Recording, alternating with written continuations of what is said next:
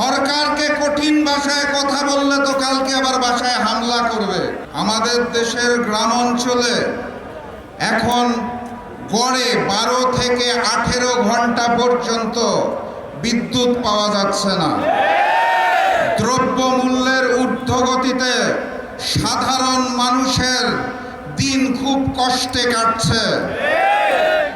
তেলের জন্য যে লাইন প্রতিদিন দেখতে পাই, মানুষ অত্যন্ত কষ্টে জীবনযাপন করছেন।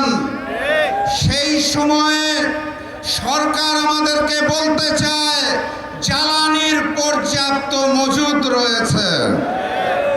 সরকারকে কঠিন ভাষায় কথা বললে তো কালকে আবার বাসায় হামলা করবে।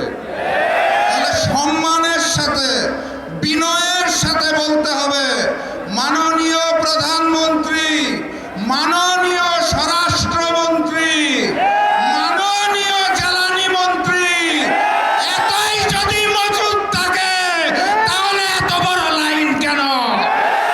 এই মজুদ কোথায় রেখেছেন? নতুন হাওয়া ভবন কোথায় সৃষ্টি করেছে?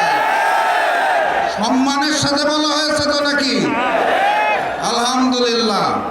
আর আজকের এই সমাবেশ থেকে স্পষ্ট ভাষায় জানিয়ে দিতে চাই, গণভোটের জনরায়ের আলোকে ওই জুলাই সনদ এই বিএনপি সরকার বাস্তবায়ন করবে না।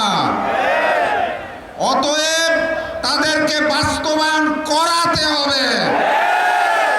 আর আমাকে যারা প্রতিদিন প্রতিনিয়ত হত্যার হুমকি দিচ্ছেন তাদেরকে স্পষ্ট ভাষায় জানিয়ে দিতে চাই, বাংলাদেশের মানুষের সাথে বেইমানি করে, দিল্লির সামনে মাথা নত করে আপনাদের মতো প্রতিদিন ধুকে ধুকে মরব না। আল্লাহ নির্ধারিত সময়ে মৃত্যুবরণ করব, তার আগে পর্যন্ত ইনসাফের জন্য লড়ব ইনশাআল্লাহ। সবাই লড়াইয়ে প্রস্তুত আছেন? আগামী লড়াইয়ের প্রস্তুতি আছে?